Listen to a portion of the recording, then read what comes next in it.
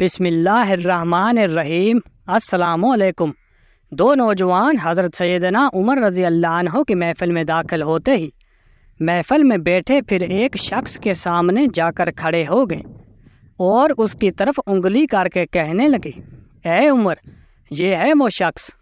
حضرت عمر نے ان سے پوچھا، کیا کیا ہے اس شخص نے؟ وہ کہنے لگے، امیر المومنین، اس نے ہمارے باپ کو قتل کیا ہے۔ کیا کہہ رہے ہو؟ اس نے تمہارے باپ کو قتل کیا ہے؟ حضرت عمر نے پوچھا۔ حضرت عمر نے اس شخص سے مخاطب ہو کر پوچھا، کیا تو نے ان کے باپ کو قتل کیا ہے؟ اس شخص نے کہا، ہاں امیر المومنین، مجھ سے ان کا باپ قتل ہو گیا ہے۔ حضرت عمر رضی اللہ عنہ نے پوچھا، کس طرح قتل کیا؟ اس نے کہا، ان کا باپ اپنے اونٹ سمیت میرے کھیت میں داخل ہو گیا تھا۔ میں نے منع کیا، وہ باز نہیں آیا تو میں نے اسے ایک پتھر دے مارا جو سیدھا اس کے سر میں لگا اور وہ موقع پر ہی مر گیا۔ حضرت عمر نے کہا، پھر تو قصاص دینا پڑے گا، موت ہے، اس کی سزا فیصلہ لکھنے کی ضرورت نہیں، اور فیصلہ بھی ایسا اٹل ہے کہ جس پر کسی بحث و مباحثے کی بھی گنجائش نہیں ہے۔ اس شخص نے کہا، اے امیر المومنین، اس کے نام پر جس کے حکم سے یہ زمین اور آسمان قائم کھڑے ہیں، مجھے صحرا میں واپس اپنی بیوی بچوں کے پاس جانے دیجیے تاکہ میں ان کو بتاؤں کہ میں قتل کر دیا جاؤں گا۔ ان کا اللہ اور میرے سوا کوئی آسرا نہیں ہے، میں اس کے بعد واپس آ جاؤں گا۔ حضرت عمر کہتے ہیں، کون تیری ضمانت دے گا کہ تو صحرا میں جا کر واپس بھی آ جائے گا؟ مجمع پر ایک خاموشی چھا گئی۔ کوئی بھی ایسا نہیں تھا جو اس کا نام تک بھی جانتا ہو۔ اس کے قبیلے، خیمے یا گھر وغیرہ کے بارے میں جاننے کا معاملہ تو بعد کی بات تھی، چنانچہ ضمانت دینے والا کوئی نہ تھا، کیونکہ یہ 10 درہم کے ادھار یا زمین کے ٹکڑے یا کسی اونٹ کے سودے کی ضمانت کا معاملہ نہیں تھا۔ یہاں ایک گردن کی ضمانت دینے کی بات ہے جسے تلوار سے اڑا دیا جانا تھا، اور کوئی بھی ایسا نہیں تھا جو اللہ کی شریعت کی تنقید کے معاملے پر حضرت عمر سے اعتراض کرے یا پھر اس شخص کی سفارش کے لیے ہی کھڑا ہو جائے۔ محفل میں موجود صحابہ پر ایک خاموشی سی چھا گئی۔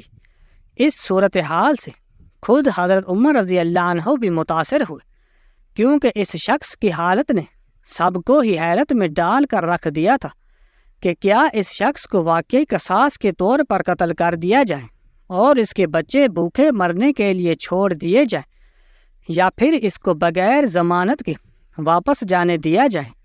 اگر واپس نہ آیا تو مقتول کا خون رائیگاں جائے گا۔ خود حضرت عمر سر جھکائے افسردہ بیٹھے تھے۔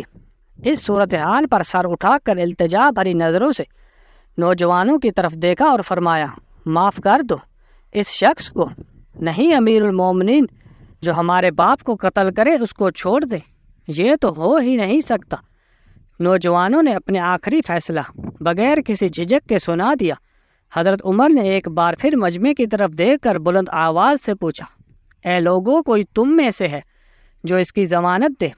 چنانچہ حضرت ابو ذر غفاری رضی اللہ عنہ اپنے زہد و صدق سے بھرپور بڑھاپے کے ساتھ کھڑے ہو کر کہنے لگے، میں ضمانت دیتا ہوں اس شخص کی۔ حضرت سیدنا عمر نے کہا، ابو ذر، اس نے قتل کیا ہے، چاہے قتل ہی کیوں نہ کیا ہو۔ حضرت ابو ذر نے اپنا اٹل فیصلہ سنا دیا۔ حضرت عمر نے کہا، جانتے ہو اسے؟ حضرت ابو ذر نے فرمایا، نہیں جانتا۔ حضرت عمر نے کہا، تو پھر کس طرح ضمانت دے رہے ہو؟ ابو ذر رضی اللہ عنہ نے فرمایا، میں نے اس کے چہرے پر مومنوں کی صفات دیکھی ہیں اور مجھے ایسا لگتا ہے یہ جھوٹ نہیں بول رہا، انشاءاللہ یہ لوٹ کر واپس آ جائے گا۔ حضرت نے پھر فرمایا، ابو ذر دیکھ لو، اگر یہ 3 دن میں لوٹ کر نہ آیا تو مجھے تیری جدائی کا صدمہ دیکھنا پڑے گا۔ امیر المومنین، پھر اللہ مالک ہے۔ ابو ذر نے اپنے فیصلے پر ڈٹے ہوئے جواب دیا۔ چنانچہ وہ شخص حضرت عمر سے 3 دن کی مہلت پا کر رخصت ہو گیا، کچھ ضروری تیاریوں کے لیے بیوی بچوں کو الوداع کہنے اور اپنے بعد ان کے لیے کوئی راہ دیکھنے کے لیے۔ چنانچہ 3 راتوں کے بعد عصر کے وقت شہر میں الصلاۃ جامعہ کی منادی بھر گئی۔ نوجوان اپنے باپ کا قصاص لینے کے لیے بے چین اور لوگوں کا مجمع اللہ کی شریعت کی تنقید دیکھنے کے لیے جمع ہو گیا۔ حضرت ابو ذر بھی تشریف لائے اور آ کر حضرت عمر کے سامنے بیٹھ گئے۔ حضرت عمر نے سوال کیا، کدھر ہے وہ آدمی؟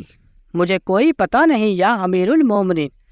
حضرت ابو ذر نے مختصر جواب دیا اور آسمان کی طرف دیکھا، جدھر سورج ڈوبنے کی جلدی میں معمول سے زیادہ تیزی کے ساتھ جاتا دکھائی دے رہا تھا۔ محفل میں ہو کا عالم تھا، اللہ کے سوا کوئی نہیں جانتا تھا آج کیا ہونے جا رہا ہے۔ قاتل نہیں آتا تو ضامن کی گردن جاتی نظر آ رہی تھی۔ مغرب سے چند لمحے پہلے وہ شخص آ گیا۔ اس شخص کو دیکھتے ہی حضرت عمر نے بے ساختہ اللہ اکبر کی صدا لگائی، ساتھ ہی مجمع نے بھی اللہ اکبر کا نعرہ لگایا۔ پھر حضرت عمر نے اس شخص سے مخاطب ہو کر کہا، اے شخص، اگر تو لوٹ کر نہ بھی آتا تو ہم نے تیرا کیا کر لینا تھا؟ نہ تیرا کوئی گھر جانتا تھا اور نہ ہی کوئی تیرا پتہ جانتا تھا۔ امیر المومنین، اللہ کی قسم، بات آپ کی نہیں ہے، بات اس ذات کی ہے جو سب ظاہر پوشیدہ کے بارے میں جانتا ہے۔ دیکھ لیجئے، میں آ گیا ہوں، اپنے بچوں کو پرندوں کے چوزوں کی طرح صحرا میں تنہا چھوڑ کر، جدھر نہ درخت کا سایہ ہے اور نہ ہی پانی کا نام و نشان۔ میں قتل کر دیے جانے کے لیے حاضر ہوں۔ بس مجھے یہ ڈر تھا کہیں کوئی یہ نہ کہہ دے کہ اب لوگوں میں سے وعدوں کا ایفا ہی اٹھ گیا ہے۔ حضرت عمر نے حضرت ابو ذر کی طرف رخ کرتے ہوئے پوچھا، ابو ذر، تو نے کس بنا پر اس شخص کی ضمانت دی تھی؟ ابو ذر نے کہا، اے عمر، مجھے اس بات کا ڈر تھا کہیں کوئی یہ نہ کہہ دے کہ اب لوگوں سے خیر ہی اٹھا لی گئی ہے۔ حضرت سیدنا عمر نے ایک لمحے کے لیے توقف کیا اور پھر ان دو نوجوانوں سے پوچھا، کیا کہتے ہو اب؟ نوجوانوں نے روتے ہوئے جواب دیا، اے امیر المومنین، ہم اس کی صداقت کی وجہ سے اسے معاف کرتے ہیں۔ ہمیں اس بات کا ڈر ہے کہیں کوئی یہ نہ کہہ دے کہ اب لوگوں میں سے عفو دار گزر ہی اٹھا لیا گیا ہے۔ حضرت سیدنا عمر اللہ اکبر پکار اٹھے اور آنسو ان کی داڑھی کو تر کرتے نیچے گر رہے تھے۔ سبحان اللہ۔